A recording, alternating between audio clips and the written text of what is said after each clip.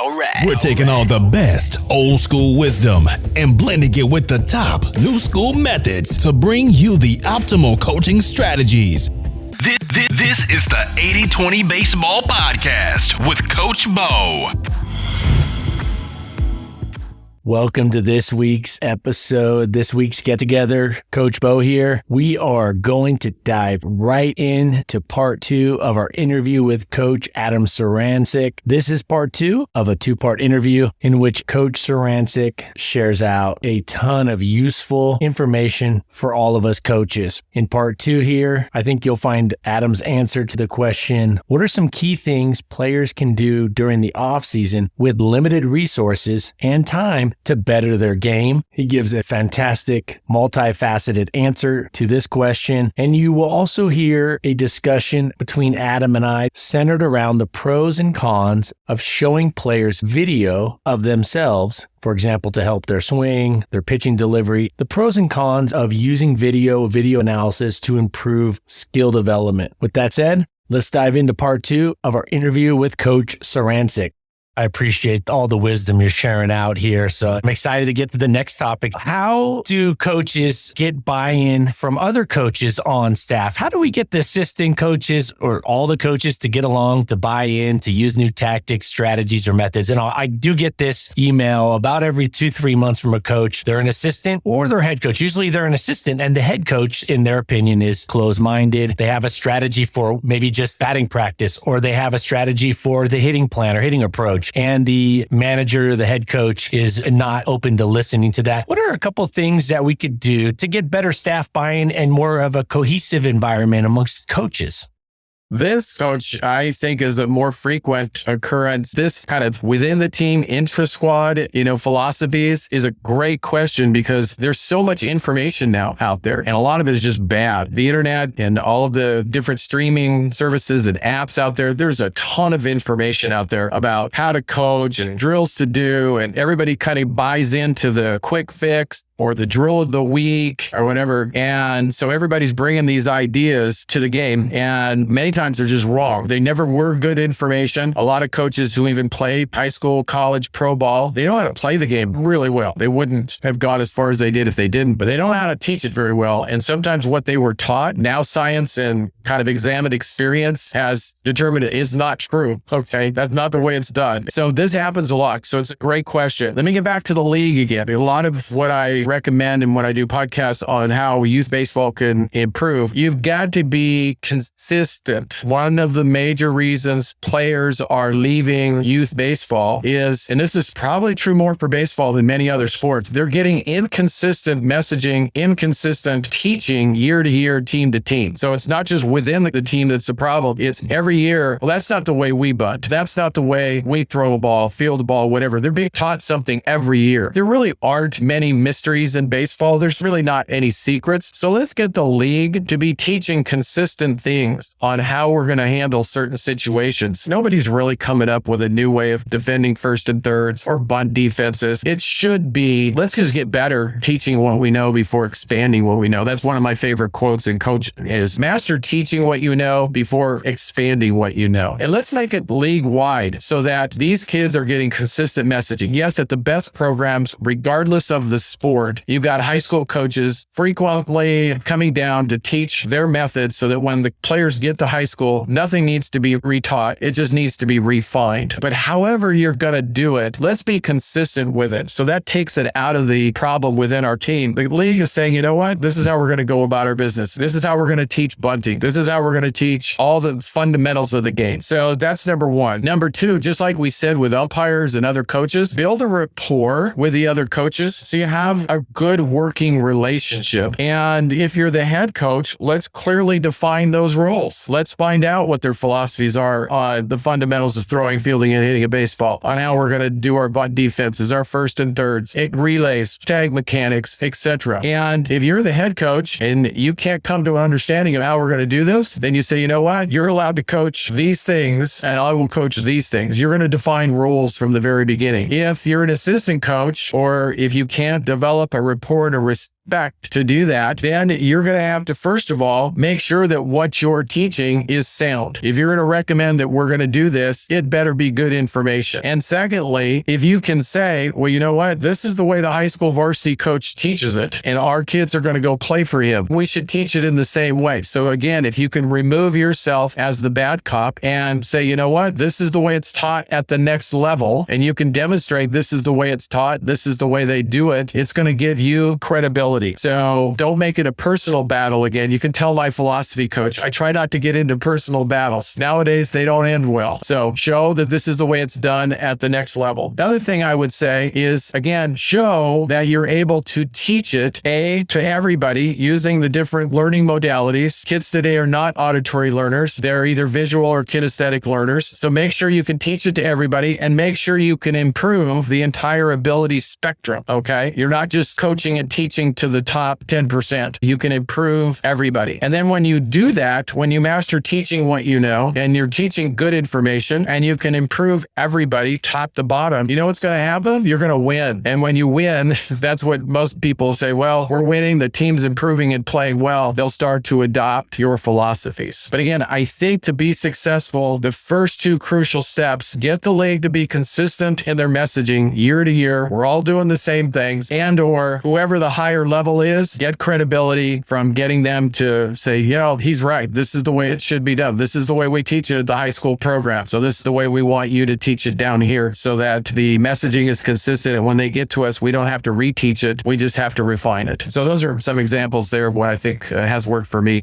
Thanks, Coach. Yeah, I think getting the communication, the wording similar is probably a good first step. And I know sometimes there's disagreements on how to teach things. So you're saying possibly get the league involved. I think that is a good goal overall. I do think there's a couple issues with that. One, that's assuming that the league, or not the league, the people that are in charge of the league, those one or two or three coaches who wield all the power on the board, and they very well could be teaching some of these things that we know now are debunked, or teaching some of these new school approaches that don't have a long track record of success. I think of like, let's teach all our pitchers to have this extremely short arm path, right? And you see this overcorrection. Back in the day, it was a nice long arm path. And now you see these guys who barely take it out and just, they snap it forward in. So I would say neither one is probably best for most pitchers. But if you have a league involved, now they're saying, oh, we're going to teach all our pitchers that really short arms in the back. And that's assuming they're right. So I do think there's that challenge that the people in charge, if they're going to call the shots for the league, they better know more than everybody.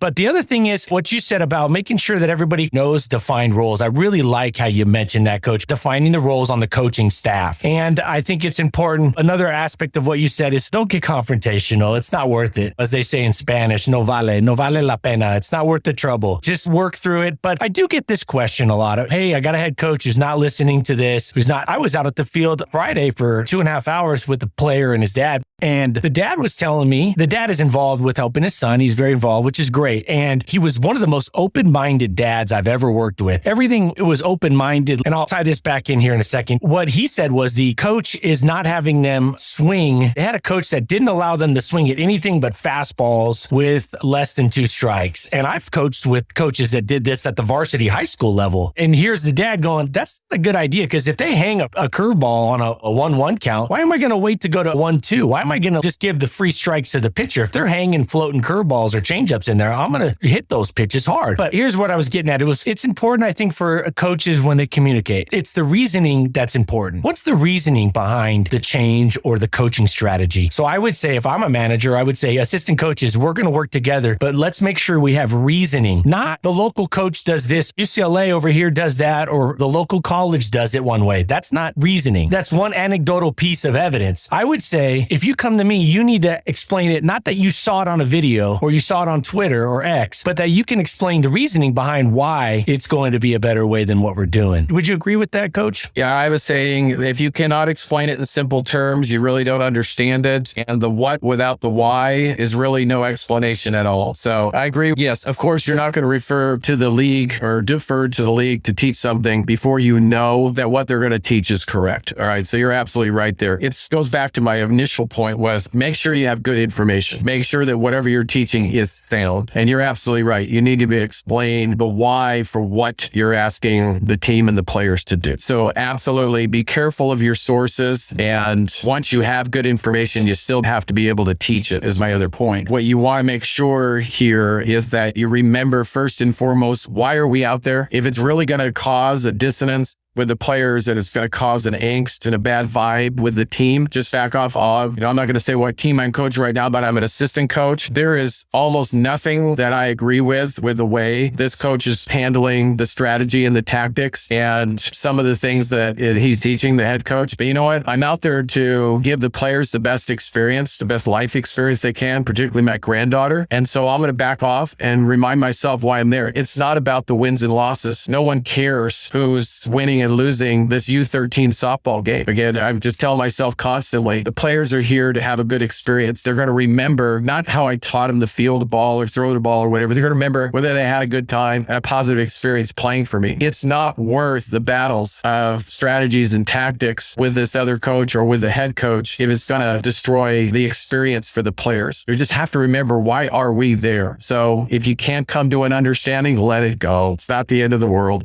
Well put, Coach. Well put. Hey, maybe a strategy, and I've recommended this to some coaches, before the season starts, before the first practice, or even the first team meeting, if you know your coaching staff, you know who the other assistants coaches might be, and often you do, maybe invite them out for a round of golf. Invite them out to play 18 holes, and then have a discussion along there and say, hey, let's go out and play some golf, and let's talk about our coaching approach for this year and put together, lay out some of the plan so we can all be on the same page. Absolutely. Absolutely. That's, I say that in my book. That's why I separated out in my first book, Preparing to Develop Champions for Life, or championship teams, and actually doing it. And a section on that is you absolutely have to get to know your assistant coaches on a personal level to build that rapport, but also to discuss the specifics of how are we going to teach what we know we're going to have to teach. You have to be on the same page. It's absolutely critical that you take that on proactively to the extent you can before the season even starts. Yes, absolutely agree.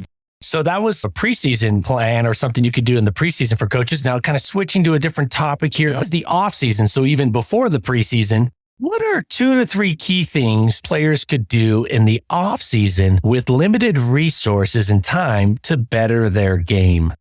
Yeah. Well, again, Coach, it comes back to my person, athlete, player philosophy. Almost every question I answer and I address in either my articles, my books, or the podcasts that I do comes with that philosophy. I'll tell you a quick story. A parent actually came up to me not that long ago at the end of the season, the last game, and she asked me that direct question. She says, Coach, really appreciate all the time and effort you put into coaching this team. My son loves baseball. What can I do first and foremost? Almost his exact question, to make him a better player. And reflexively, I said, have him pull more weeds. And I really do believe that the better person you are, the more good habits you have off the field, you can bring them, and it's going to make you a better athlete and a better player on the field. My favorite saying, you probably know, is you cannot become on the field or on the mound what you are not in life. The first thing you need to do to make a player believe that they can be a good player is to get them to believe that they're a good person. So the first thing I would say to them is make sure that they're putting the same amount of effort into being a good student. It has nothing to do with grades. The 3 barometers in school, the 3 barometers in sports are the same. It's how high are the standards, how tough is the competition, and how hard are you having to work at it. So I don't care that the student or the player is a 4.0 student, a straight A student. I want to know how high are the standards, how tough is the competition, and how hard are they having to work to improve their study habits. If they're being pushed in every part of their life to be better as a student, as a son, as a brother, every part of their life, that's going to translate to the field. Make sure that they're putting as much effort into becoming a better person as they are becoming a better player. People generally would be shocked at the difference. People think that taking out the trash is a chore. It's not a chore, it's a favor, okay? That's not a chore. So there's a lot of wisdom in the Karate Kids, Mr. Miyagi's wax on and wax off. You need to pull a lot more weeds and develop a work ethic, an actual work ethic that then's going to translate to the field. I know that's not the answer you or your audience were expecting, but I'm telling you, after 40 plus years of doing it, the kids that some of the best players I've ever had have worked on farms, family farms, and they threw bales of hay around. So not only were they strong and tough, but they honestly knew what kind of work it took to get a job done. They didn't consider emptying the dishwasher or taking the trash out a chore. Throwing around 40-pound bales of hay was a chore. So that would be number one. Number two is the biggest deficiency in a players today is athleticism. They're not as good an athlete as they think they are. They equate the term player and athlete. They're completely different things. If you watch the NFL combines, the NBA combines, the MLB combines, you hear the scouts all the time saying the differentiator here between this player and the other players is his athleticism. And you think, well, wait a minute, the kid's an All-American. He's been an All-American twice. And yet they're constantly referring to the fact that this kid separates himself because he's athletic. And oh, by the way, athletics a lot more than running fast and jumping high. It's an optimization of moving your body. So if you want to help your kid in the off season, find ways within your means to make them a better athlete. They need to learn how to use their bodies. They need to learn how to crawl, walk, march, skip, bound, run, sprint, backpedal, jump, hop, and shuffle. And if that means hiring a physical conditioning person that has a national certification in strength and conditioning, but with an emphasis on optimization of movement, and particularly within your sport, that's the best thing you can do, is get them to move well. To the most basic level, don't get upset with them when they play games of chase and tag. It's one of the best things they can do. Same thing at practice. If you want to develop a lot of natural things, have them play cat and mouse, dog and cat, where they're starting both laying on the ground and they get up to sprint and one chases the other. These games of chase and tag or whatever are fantastic things. But first of all, get them to be a better athlete if you can afford it in a structured way. If you're going to put them in another sport, I highly, highly, highly recommend you open up your mind to sports that a lot of people are not even considering. They're doing what everybody else is doing. In the fall, they're putting them in football. In the winter, they're putting them in basketball. In the spring, they're putting them in baseball. And yet, if you actually, I spent a lot of time, coach, at practices and games of other sports, there's not as much athleticism training, sometimes almost none going on as you would think. You would be much better putting your kid in a martial arts class on Monday, a gymnastics class on Tuesday, taking Wednesday off to find another pursuit in life that involves creativity. I'll get into that a little bit later. Thursday, having a swimming class, sports that involve using your entire body. Friday, a rock climbing class. Saturday, a day to go out and play pickup game with your friends at the park. And Sunday, doing volunteer work. That's an almost perfect week to establish both the person, the athlete, and the player in an off-season way. So get them out there considering other sports. Martial arts is great for developing the mind and the body. Swimming, rock climbing, gymnastics. You've got to use your upper and your lower body at the same time. This is going to translate into baseball in 1,000 different ways and making them a better athlete. There are individual things that you can to make it baseball specific. There are grip drills. We have a saying in baseball that bad throws start with bad receiving mechanics and receiving mechanics start with bad grips. So there's a lot of things that you can do. Spin drills in the hand. You can do toss drills and regrip. You can do snap drills into the glove, bounce drills off the ground, throwing it up in the air and catching it. But working on getting a ball and gripping it, one turn, perfect grip every single time. So you can do grip drills. You can do ball handling drills. I mean, if you look at players in other sports, say basketball, what do the best basketball players do all the time? They have a ball in their hands all the time. And you don't see baseball players have a ball in their hands hardly ever, except when they're out in practice or in a game. So grip drills, ball handling drills, and of course, tee drills. The problem with tee drills is we don't do it correctly. We put a ball in the tee and we stare at the ball and we just work hand-eye contact. That's not going to work as you move up to higher levels. You've always got to use the same process in every single hitting drill that you use in the game. So you need to look out at an imaginary pitcher. You need to load, you need to stride and have internal rotation. You need to track, and then you need to swing. That, I don't care if you're doing tee work, front toss work, coach pitch, machine, live pitch, whatever, you've got to have the same process. So if you're going to have them hit off the tee, make sure they do it and do it right, different levels, et cetera, et cetera. Another one is wall ball drills that they can do on their own. I don't know in other states, but in Oregon, we get a lot of mileage out of taking rubber-coated balls and doing wall ball drills. You can do throwing drills, fielding ground balls. You can throw it up high. These things are usually 30 feet tall. You can do fly ball drills. You can do a ton of work. I would only caution people when it comes to tee work and wall ball work that you got to go and remember that it's quality over quantity. You don't want to just throw the ball 1,000 times times off the wall and just continue to develop bad habits. Throw well before you throw a lot. Hit well before you hit a lot. Just make sure that you're actually getting better. Practice doesn't make perfect. Only perfect practice makes perfect. Quality over quantity, always. And then finally, like I say, the last thing you can do is just, they don't do it often enough anymore like you and I did, Coach. Just go out of the schoolyard, park, whatever, and play some pickup games. Have some fun, be creative, and just play. Just play games. Learn how to play over the line. And games don't require more than 2 or 3 guys that, on a team or whatever. Get your friends together and go out and play together. It's absolutely great. And if you don't have them, well, in my day, I had a field behind my house, Coach, and I used to take a broomstick and I used to throw up rocks and I used to hit them out into the field. And I had a brick wall. I was lucky enough to have a brick wall on this one side of our yard. And we have a detached garage and we had a sidewalk that went along the detached garage. And the edge of that sidewalk was my pitching mound. And I drew a rectangle on that wall. And as an 8-year-old, I worked on getting my pitches inside the rectangle. And as a 9 and 10-year-old, I worked on hitting the lines of the rectangle. And as an 11 and 12-year-old, I worked on hitting the corners of the rectangle. So if you get creative and if you want bad enough, there's a lot of things that you can do. That was a long answer with a lot in it. Sorry, Coach.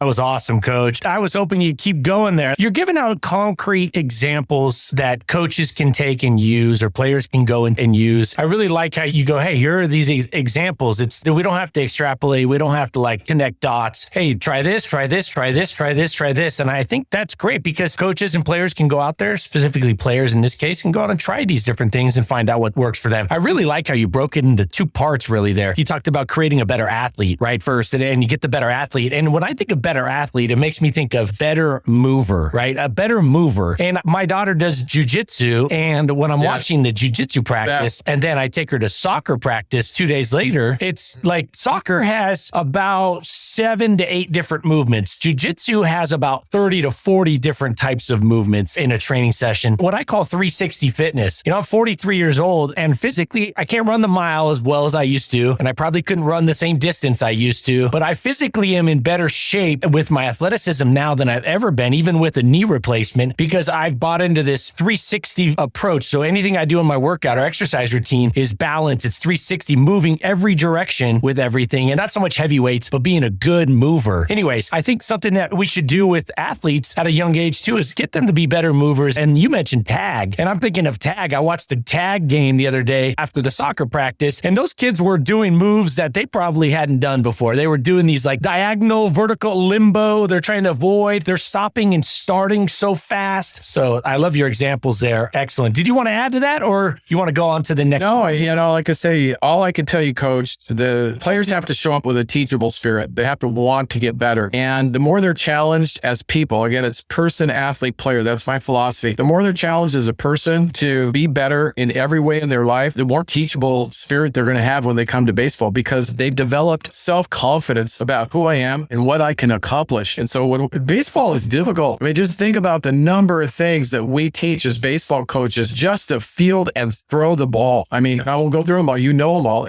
All the little details. If they're not getting those same challenges in the rest of their life, if their education is coming too easy, and if everything else in their life is too easy, they're not going to have a teachable spirit with glove at 7 o'clock, hand at 2 o'clock, middle finger, thumb up the top and bottom, breaking into the power position, loading the ball correctly. All those thousands of details that we take, they're not going to have patience for it. Why? Because in their life, they're not being challenged in the same way. As an athlete, I don't care how good your throwing and fielding mechanics are. If you can't get there to field it, you can't throw it. And if you're not going to get there under control and efficiently, you're not going to throw it well or on time to get the runner out. Well, how are we training that? First of all, again, topic for another podcast. We've got to start training them as athletes in a little different way, and not just having them run to a foul pole and back or a tree and back if we're going to ask them to move well and perform well, right? So yeah, we'll leave it at that. Anyway.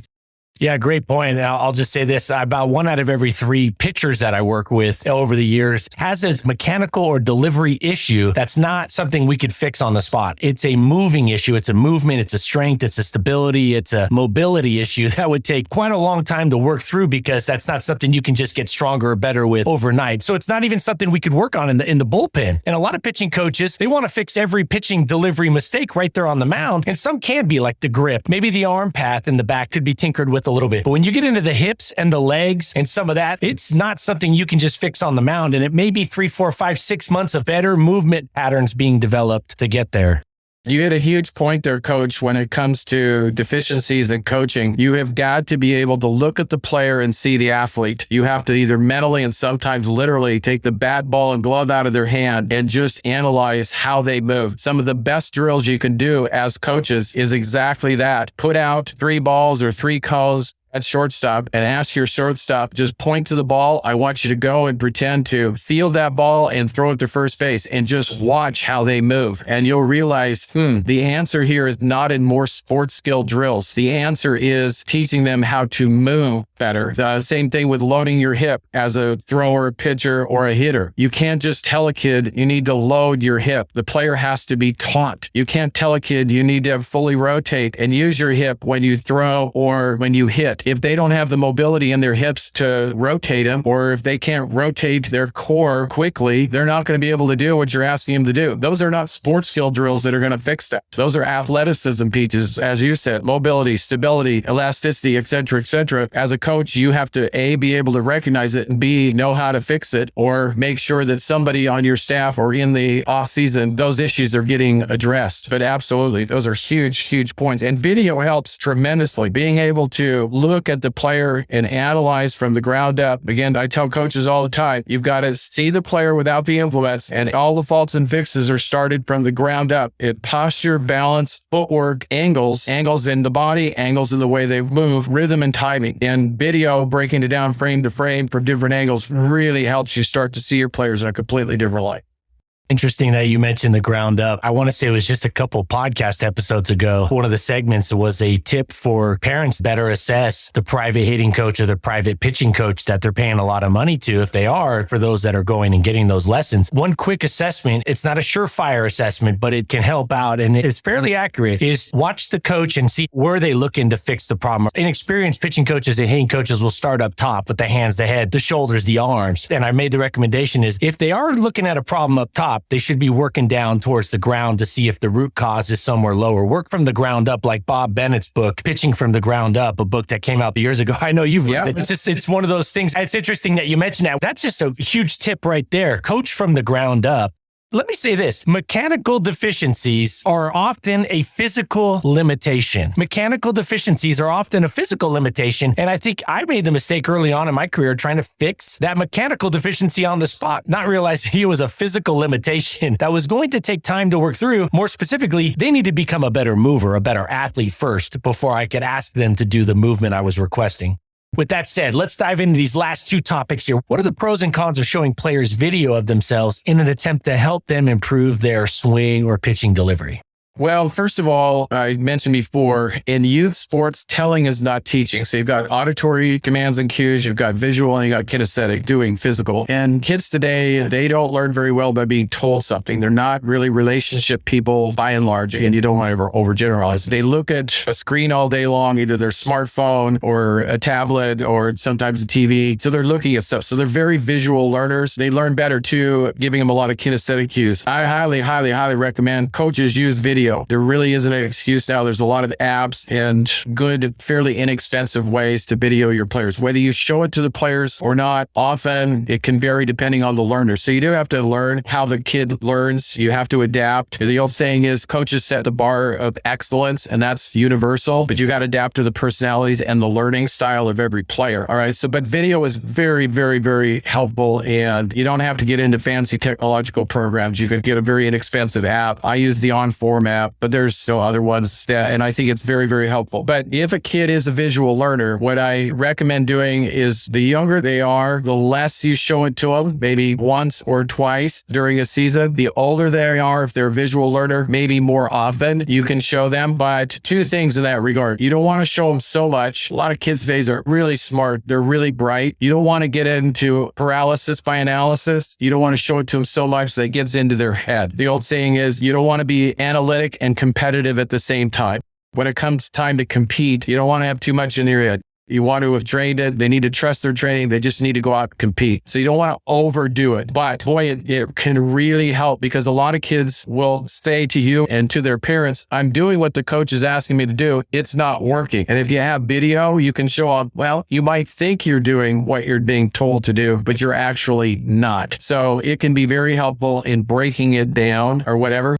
You brought up a great point, Coach, before of that's still a what, okay? It's still a what. You still have to supply the why, and it has to be simple. So you have to relate it to them in simple terms. So it can still seem kind of overwhelming if you don't supply the why with the what. And my other recommendation is, there are two of them, actually. Number one, chase one rabbit at a time, okay? The problem with video is, and if you're an experienced, knowledgeable coach, there's 1,000 things you could point out there. The kids have a tendency to only remember the negative. And if you're giving them 8 things that they're doing wrong and 8 things to work on, it gets in their head emotionally like, I'm not very good. And that's not what you're saying. So chase one rabbit at a time. If you chase 2, they both get away. The second thing is always start an analysis of whatever it is with a positive. Tell them what they're doing right. So you pull out the video and say, your posture is beautiful. You're getting a beautiful posture. Your grip is great. I love the position of your hands and arms. Okay. We now will just work on the timing of your load or the timing of your stride. One other thing, and you're going to get better. And again, have the why. Why is loading important? Why is striding before you track important and not tracking before you stride important? And then have some kinesthetic tools to back up the video is another thing I would recommend. So what's a kinesthetic tool? So in hitting, for example, you're trying to discuss timing and contact point, hitting a plyo ball, getting them to feel with contact points. I even take sometimes 2 infield training gloves, the pancake gloves. I'll put on one, the player will put on one, and I'll have the player rotate and slap his hand with his training glove to my hand at different spots in the swing plate. And he'll be able to actually feel why one is stronger than another. So those are my tips. Use it very, very sparingly at the younger ages. Use it more often at the older ages. Again, start from the ground up, chase one rabbit at a time, and have your visual cue backed up with a kinesthetic cue. The other thing is going a little bit, I'll add one more thing to not getting in their head too much is visual and kinesthetic cues are still playing in their head and an internal cue sometimes. Sometimes it's better just to supplement it with an external cue. You're talking about swing play, you're talking about timing, have the kid hit a line drive over the top of the L screen. Give them a visual of how you want the ball to go off the bat, and that external cue will help too. So I guess what I'm saying is not any one technique is sufficient to develop an elite athlete by itself, but using it in the right way at the right time is also key. Those coaches that coach really young teams, like Coach said there, you don't use it that often. And maybe you pull it out for the kids that have really poor kinesthetic awareness. Maybe those kids that you're trying to work on a point and they're just not getting it. They're not grasping it. They think you're crazy. They don't think what you're saying they're doing is actually happening. Maybe that's when you pull it out, and it's not a gotcha or I told you so, but hey, just kind of politely show them so they can go, oh, you're right, Coach. I didn't realize I was doing that. And then the other thing too, for the younger levels, when I'm saying like 7U, 8U, 9-year-olds, 10-year-olds, you could even just, and this is going off a coach's recommendation here, just show the video to the player. And this goes for the coaches who may not know how to coach up pitching and hitting. A lot of the listeners on this may not know enough about specific pitching delivery and hitting mechanics enough to fix every flaw. So they could simply just show the video to a player that's struggling. And one thing I recommend is videotaping players when they're doing well, and then putting it side by side and just saying, hey, this is when you were doing well, and this is when you were struggling. Do you see anything different? Is there anything that stands out to you? And then you don't overcoach it, paralysis by analysis. I love how you said, don't chase 2 rabbits. That's so key. I mean, that's really, a big part of the 80-20 rule, 80-20 principle. But what do you think about those recommendations, Coach? Yeah, I love what you said there about opening up to them and say, what do you see here? It's so important. You have to remember, young kids want to have fun, and they have all these authority figures. They've got parents, they've got teachers, they got all these people telling them what they should do. And unfortunately, most of what they hear may not be true, but most of what they hear and remember are the negative. If you're going to add to that by showing them a video, again, they're going to say, oh, here's another way that I'm messing up in life and I'm not very good in life. With a young player, I would rarely use it because basically they just want to do their best, have fun. And I would use it when the player said, well, I am doing that. Or the parent said, I think that, or he's telling me that he is doing that, what you're saying. Then you can pull it out and say, well, what are you seeing here? Are you feeling like you're rotating completely with your back hip here or not in this video? So I think the player almost has to invite it for me to use it at the youngest ages. But by the time they get to 11, 12, or really start to show an interest in getting better as a player, they're doing all the extra little things, that's when I might introduce it. Before that time, keep it fun, keep it positive, leave it to the external cues, and I think everything will be good.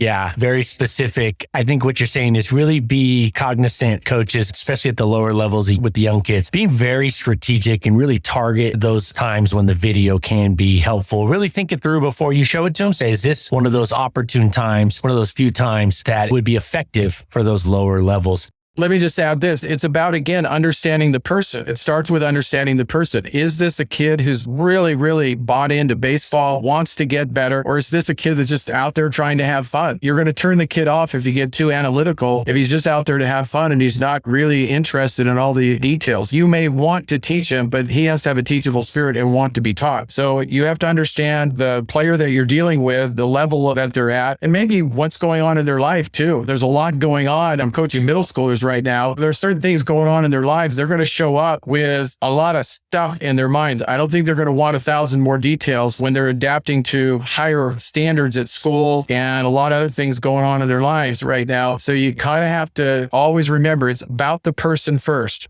Understand who you're working with, and that's on an individual basis. It's not an age thing. It's a developmental thing, but it's also about the person. So don't get so caught up in your tools that you're anxious to teach that you forget about it starts with the person first and what they're ready to hear. 100%. Here's one way of also using video, Coach, the great Ricky Henderson. Ricky Henderson may be the most confident player to ever step foot on a baseball field. Now, we can't quantify it, but he may very well be the most confident player ever to put on baseball spikes and go out there and play the game. Ricky would watch video highlights of him hitting off certain pitchers. If he was facing a pitcher that day, he would watch video of him hitting home runs off that pitcher on loop. He would just loop it through, and now he had a lot more video footage to go off of, but he would literally watch himself, not the strikeouts, not the errors, not the caught stealings, but he would just watch highlights of himself doing awesome before games. Now, how does that tie into youth baseball? I highly recommend, a lot of these games are being recorded. I think games nowadays, it's so easy to record the games. Have a parent that isn't volunteering to be there at practice or help out during the games. Say, hey, maybe your role is to crop and put together highlight videos for the players. And at minimum, if you don't use it during the season, it really makes for something cool to give to them at the end of the year. By having highlight videos, it could just be a 2-minute deal of them just getting some hits and making some plays and catching the ball. It could just be them catching the ball 7 times. But when the kids start to see that, I think this is something that can be done today. I definitely think that would be something that would be very advantageous and helpful.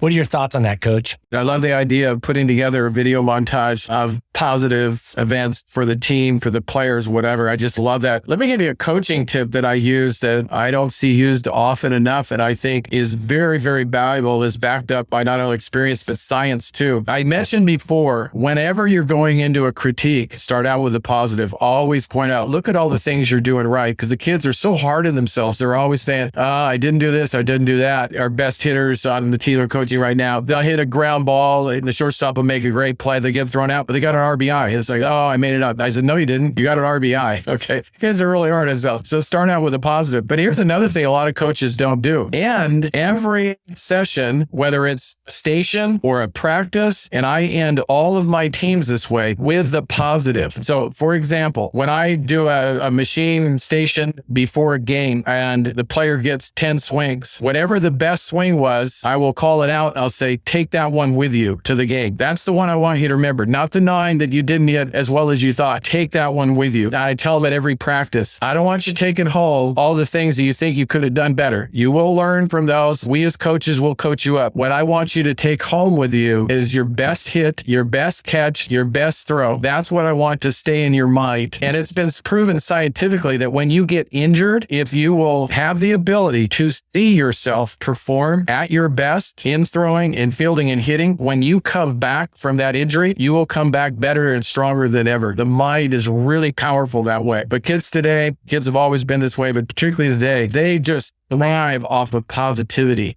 I end all of my teams with the same story, and it's about happiness. I tell all of my teams this, that happiness is not derived from what happens to you. Happiness is derived by what you choose to remember happened to you. So if you choose to remember every day that you play baseball, your best throw, your best hit, your best catch, you're going to love baseball and have a positive experience. If you live your life remembering the best of every day, you will have a great life with a ton of happy memories, and you will be a happy person. person. That's our goal. Just from a strictly coaching point of view, instead of asking the player, okay, go work on this, do better at that, end in a positive and say, you know what? I'm so proud of you because you did this and this and this correct, and we're going to build on that. Boy, you would be amazed at their enthusiasm, their willingness and ability to learn when you go about it that way.